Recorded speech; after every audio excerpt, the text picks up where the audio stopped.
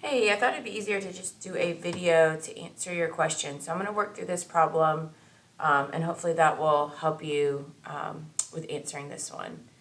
So it says write a balanced equation for the acid-base reaction between phosphoric acid, chemical formula is given, and calcium hydroxide, the base, chemical formula is given. Using your balanced equation, determine the following for each mole of calcium hydroxide consumed. Many moles of water are produced. So we got to start with a balanced equation. So I'm going to start by getting my chemical formulas onto the paper. So acid-base reaction, we're going to have our acid react with our base. Both of those are going to be given. It is not your responsibility for knowing acids and bases. So very similar to this problem, they'll be written in the problem. So we need to know how acids and bases react. So for acids and bases, the hydrogens from the acid, so acids quite often begin with hydrogen. So the hydrogens from the acid are going to react with the hydroxides from the base and produce some amount of water. So I don't know how much water just yet, but I'm going to go ahead and write down that water is going to be a product.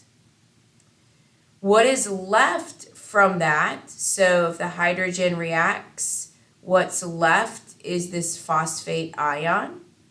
And if the hydroxide reacts, what's left is this calcium ion. So whatever is left over from the hydrogen and hydroxide reacting, that will be the salt that forms at the other side. So the salt that's going to form will be calcium and phosphate. So I just put an ionic compound onto the paper. There's some things that I'm going to need to consider. So first I need to consider how many of each we have, making sure that it's electrically neutral. So calcium, we know, is a group 2 metal. It's going to give away 2 electrons and have a 2+ charge. Phosphate is one of our polyatomic ions, so we know that phosphate is going to have a -3 charge. So in order to write this as electrically neutral, we need to flippity-flop those charges. So that tells me that I need a subscript of 2 on this phosphate. And I need a subscript of 3 on this calcium. So we have to follow our ionic naming rules, ensuring that we write these compounds as electrically neutral. So once that is complete, now we need to go back and balance this chemical equation. Let's mess off.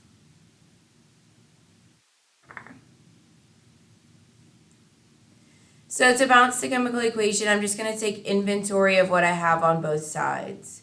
So I have a hydrogen here. Just kind of a pro tip for balancing, if you can recognize phosphate as a polyatomic ion and you see that it stays together as a polyatomic on the other side, we can treat that as one of our things that we're tallying. So I'm going to keep that together. I've got calcium and I've got oxygen. So I'm going to go to the product side. I'm going to keep those things in the same order just so it's easy to compare.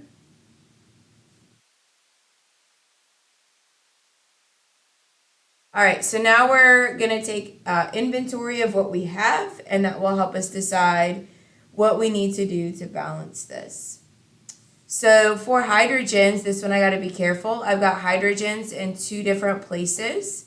So I've got 3 hydrogens from the first compound plus 2 hydrogens from the second compound.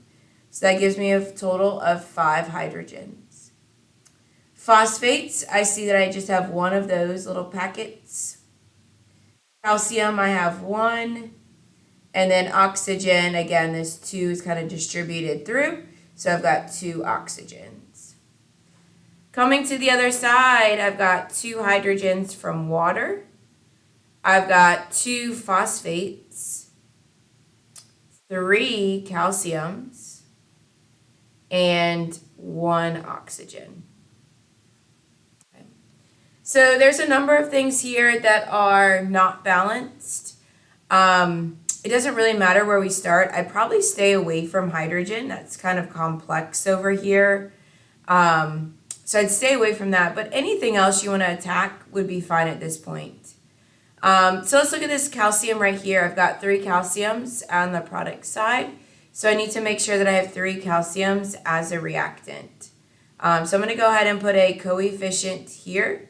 Just predicting that, you know what, I bet it's not just 1 calcium hydroxide that reacts. I bet there's going to be 3 of them that react. So by putting that 3 there, it does change the calcium to 3, which is what I want. But it also affects this hydroxide. So this 3 is going to affect the oxygens. So coefficient times subscript 3 times 2 is going to give me 6 oxygens. It also affects the hydrogens here. So again, 3 times 2 hydrogens. That's going to change this second number to a 6. So now I have 6 plus 3, which is a total of 9 hydrogens. It's a little prettier.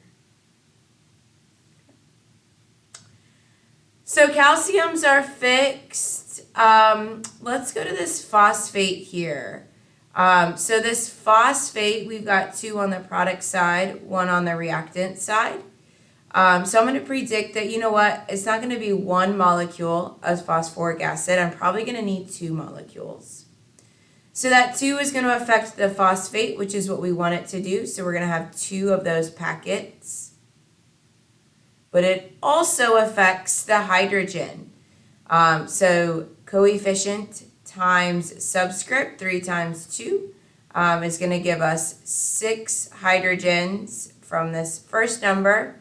So now we've got 6 plus 6, we've got 12 total hydrogens. Okay.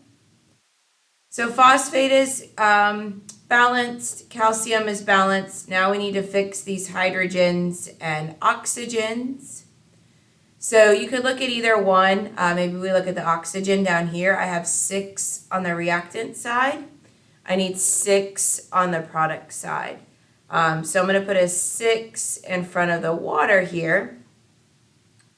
So that certainly is going to affect the oxygen. 6 times that 1 gives me 6. It also affects the hydrogens, but that's a good thing because we actually need it to affect the hydrogens. So coefficient times subscript, 6 times 2 gives me 12.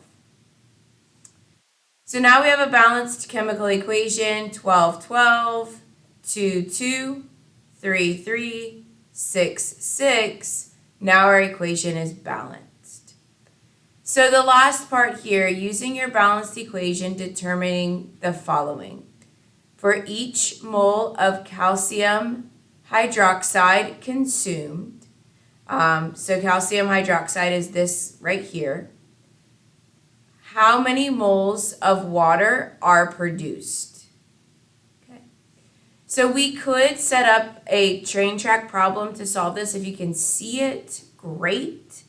But if you need kind of a systematic way to solve this, we could set up for every 1 mole of calcium hydroxide. So then we do our train track. I'm going to put mole of calcium hydroxide down here. We want to know how many moles of water are produced. So moles of water go on the top. And to convert from the unit calcium hydroxide to the unit moles, we're going to use the coefficients from our balanced equation. So here the number 6 is attached to water. So I'm going to put 6 with water.